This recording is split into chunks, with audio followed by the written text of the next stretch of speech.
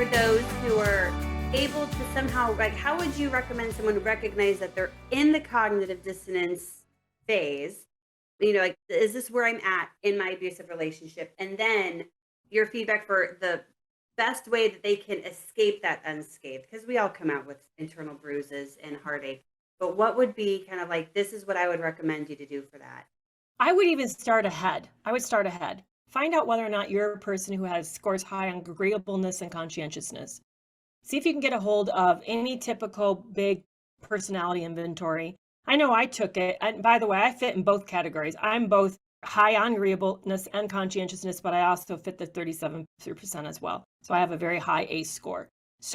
But find out whether or not you're a person who just is a good team player. You'd make a great job candidate. You're somebody people would really want in their life.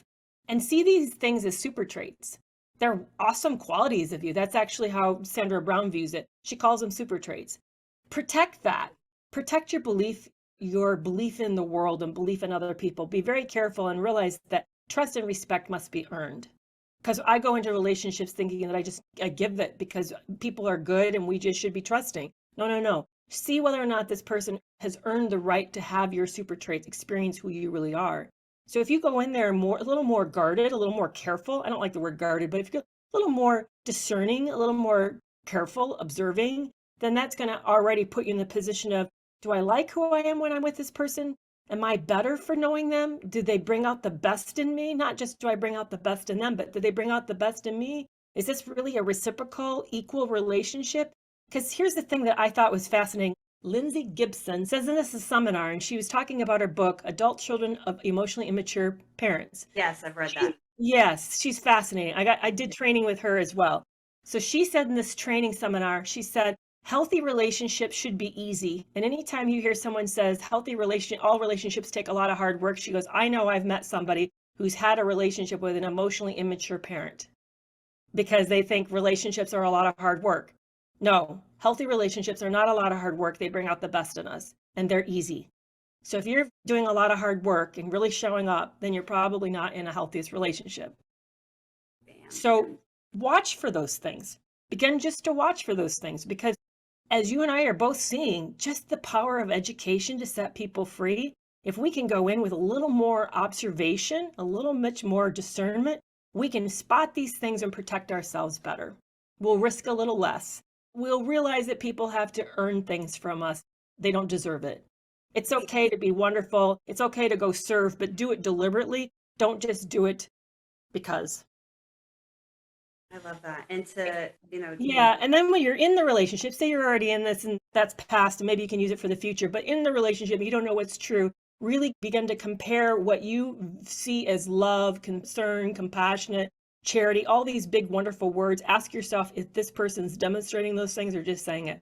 Mine used to say, that's why the book is called Love You More. I'd say, I love you. He goes, well, I love you more, love you more. It was like, again, a competition, but love doesn't, your expression. That's why it's called Love You More. That was his response to you? Yeah, it was Love You More. Oh, love you more. Yeah, and all the way through it, we'd play the Love You More game. I even bought a plaque that says Love You More, and I put it up as a little joke for us. So, but love is sacrificial. Yeah. Love puts the needs of the other before yourself. Love takes accountability and responsibility. Love takes ownership and it's humble. If you aren't seeing that kind of reciprocity, it's not love. It's charity. Yeah. And it's very conditional. They'll Yes. take it away in a heartbeat. And it's the reason I reacted that way to Love You More is because that was very similar to one of my ex's moms who still says it to this day, even to my kids. Will just be like, they'll say, okay, I love you. And she's like, I love you more. And I'm like thinking, which no one ain't love my kids more than me. Like, don't even try to sit there. It's not a competition. Mom wins. Like, I'm always going to be their number one. And for her to even try to imagine that they could love me more than her is unfathomable for her. Like, exactly. It's not possible. And no, it's not the possible. tree that he is the apple from. So there was a lot of learned behaviors in that. Yeah. So those are the things. So if you're in the middle of it, I really ask yourself to take the concepts you think that they're claiming they're doing and sit on it for a long time and ask yourself if this is what it shows up as.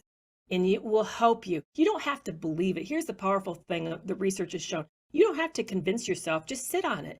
Just look at it. Just let it sit with. Like, have you ever noticed that a new song will show up on the radio or it gets played on Spotify or the playlist? You're like, I don't know if I like that. But on the 100th time you start to like it. Right. That's what happens. It becomes true.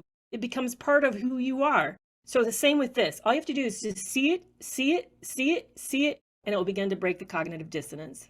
It will. And I think that might be part of the boundary where they stop themselves. Some people don't want to see it. They don't want to believe that it could be true. No, this person really couldn't be a fraud. And Well, it's like, yeah. it's hard. Well, that's what I get too. And I felt it too, a lot of shame. Yeah. Like that means there's something wrong with me for having trusted them and I can't view that. That's too painful. Certainly there's those who say I will lose too much and I don't want to lose everything. I get that. But there's another group that says that's too shameful. That says there's something wrong with me. And this is what I say back to that group, because I had that feeling as well, is that no. What happened was, remember, this is a predator. This is a predator. They just got better. You met a good enough one that fooled you. They used your best qualities against you. It's never wrong to bring these things into a relationship because that's what builds a relationship. What was wrong is to use them against you. That shame belongs to them. Yeah. It doesn't belong to you. 100%. Oh, Kerry, I could talk to you all day and just have these conversations. I love it too. I hope man. we do it again. This is off. I know this is not related to the podcast, but I had to share this with you about the love of a mom. So I don't know if you've seen the Apple show called Blackbird. No, I haven't. It's really good. If you're into psychological stuff, you'll really get it. You'll really enjoy it. It's about Larry Hall, who killed 21 girls. And so what they did is they put in another prisoner to befriend him to get a confession so they could prove that he actually killed these girls. But that in itself is fascinating how all that happened. It's based on a true story. But what's fascinating was the relationship between the prisoner they put in, his name is Jimmy, and his dad. And his dad and Jimmy actually have a pretty good relationship. And his dad is very, very ill and accidentally compromises Jimmy's position in the prison and put Jimmy at threat. So the dad sometimes would sit outside the prison and just stare at it because he's trying to connect with his son that he lost connection with out of fear for his life. And then he makes a statement, I can barely say, I'll probably start to cry. He says, I never tell you that the love of your life sometimes is the person that you have. It's the child that you have. You give birth to them. It isn't somebody that you meet. I didn't say it right, but the way he said it was so powerful. I thought, yes, sometimes the person you fall the most in love with is the one you give birth to. Absolutely. So nobody compete with you for that.